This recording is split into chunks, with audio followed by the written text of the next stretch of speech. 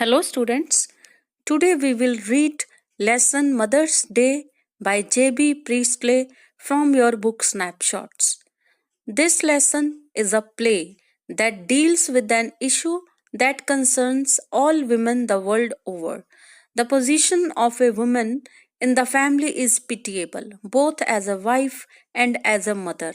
She is neglected and ordered about by the entire family, never being appreciated by anyone. Her duties are unlimited, with no weekend break for recreation or change. And this play revolves around how her friend Mrs. Fitzgerald, who is a fortune teller, helps her to earn her place and respect in the family as a woman of the house. Mrs. Fitzgerald exchanges her personality with her so that she can be a bold woman and can make her family member learn a lesson. And J.B. Priestley discusses this issue in a humorous and satirical manner. Now, let us know about the main characters of the play: Mrs. Annie Pearson, the housewife; George Pearson, her husband; Doris Pearson, her daughter; Cyril Pearson, her son; Mrs. Fitzgerald, her friend. In the beginning of the chapter, scene of the living room of Mrs. Pearson is given. Now moving further, when the curtain rises, it is an afternoon in early autumn and the stage can be well lit. As it is a play and can be enacted on stage, तो उसकी पूरी setting पहले बताई गई है. फिर जब stage पे ये स्टार्ट होता है, when the curtain rises, it is an afternoon in early autumn and the stage can be well lit. पूरी रोशनी होनी चाहिए क्योंकि आफ्टरनून का सीन है. Mrs. Pearson at right and Mrs. Fitzgerald at left, they are sitting opposite each other at the small table on which are two teacups and saucers and the cards with which Mrs. Fitzgerald has been telling Mrs. Pearson fortune. तो Mrs. Pearson के living room में वो दोनों friends बैठी हुई हैं. कौन कौन? Mrs Pearson and Mrs Fitzgerald. जो मिसिस फिट्जरॉल्ड है वो फॉर्च्यून टेलर है. She tells the future with the help of the cards. तो टेबल पे कार्ड्स पड़े हैं, टी कप्स पड़े हैं, सॉसर्स पड़े हैं. तो दोनों फ्रेंड्स बात कर रही हैं और मिसिस फिट्जरॉल्ड उसको उसका फॉर्च्यून बता रही है, उसका फ्यूचर बता रही है. And Mrs. Fitzgerald is older, heavier, and a strong and sinister personality. जो Mrs. Pearson है, she is a pleasant but worried looking woman in her 40s. जो Mrs. Pearson है वो nice है but वो worried looking woman है, मतलब वो हमेशा डरी सी, घबराई सी रहती है. ओके, तो इन हर 40s मतलब 40 साल के आसपास उसकी एज है. But Mrs Fitzgerald is older, heavier and a strong and sinister personality. Sinister means fearful, but Mrs Fitzgerald उसके बिल्कुल कॉन्ट्रास्ट में है. ठीक है, हैवियर है, स्ट्रॉन्ग वुमन है, फियरफुल पर्सनैलिटी है, मतलब वो एक बोल्ड और स्ट्रॉन्ग पर्सनैलिटी है. And she is smoking. Mrs Fitzgerald smoke कर रही हैं. It is very important that these two should have sharply contrasting voices. अब क्योंकि दोनों का कैरेक्टर ऐसा है तो उनकी वॉइसेस भी शार्पली कंट्रास्टेड होनी चाहिए. ठीक है, जब हम इस प्ले को स्टेज पे इनेक्ट करते हैं. Mrs Pearson speaking in A light and flurried sort of tone. Flurried मतलब confused. With a touch of suburban cockney. Cockney मतलब accent used in the east end of London. Suburban जो outskirts areas होते हैं at the side of a large town. Okay, तो वो वहाँ का उसका एक्सेंट है, वहाँ पे शायद उसने लाइफ के ज़्यादा साल स्पेंड करे हैं तो वैसा ही उसका एक्सेंट है, पर बोलने से ही पता चलता है कि वो एक थोड़ी सी कंफ्यूज रहती है. And Mrs Fitzgerald with deep voice, heavy voice and rather Irish perhaps, और उसका जो एक्सेंट है वो आयरिश है. Okay, Mrs Fitzgerald collecting up the cards, and that is all I can tell you. तो वो उसको बताती है कि मैंने तुम्हें सारा बता दिया है, तुम्हारा जो फॉर्च्यून है, तुम्हारी जो डेस्टिनी है Mrs Pearson, could be a good Fortune, could be a bad one. तो तुम्हारा जो भाग्य है वो अच्छा भी हो सकता है, बुरा भी हो सकता है। All depends on yourself now, सब कुछ तुम पे डिपेंड है अब। Make up your mind and there it is. तो जो तुम्हें करना है वो यही करना है कि तुम्हें अपना माइंड मेकअप करना है। तो Mrs Pearson, yes thank you Mrs Fitzgerald, I am much obliged, I am much thankful to you for this. I'm sure it is a wonderful having a real fortune teller living next door. तो जो मेरे लिए बहुत अच्छी बात है कि एक फॉर्च्यून टेलर मेरे घर के बिल्कुल साथ रहती है। Did you learn that out east too?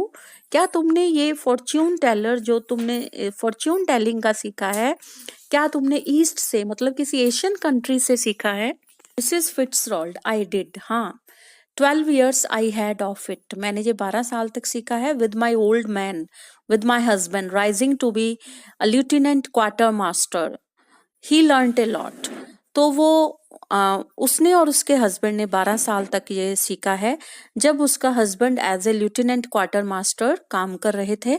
ठीक है, ये ल्यूटेनेंट क्वार्टर मास्टर ये एक रैंक है आर्मी में, ठीक है, आर्मी ऑफिसर का। So he learned a lot and I learned a lot more. तो जैसे जैसे उन्होंने वहां पे सीखा तो मैंने भी सीखा। But will you make up your mind now? पर क्या तुम अब तैयार हो? अपना माइंड मेकअप करो। Mrs Pearson dear, put your foot down, be firm. Put your foot down का मतलब अब तुम फर्म रहो और एक डिसीजन लो। ये किस चीज के बारे में बात कर रहे हैं? अपनी फैमिली मेंबर्स को सेट राइट करने के लिए, once and for all, and be the mistress of your own house and the boss of your own family.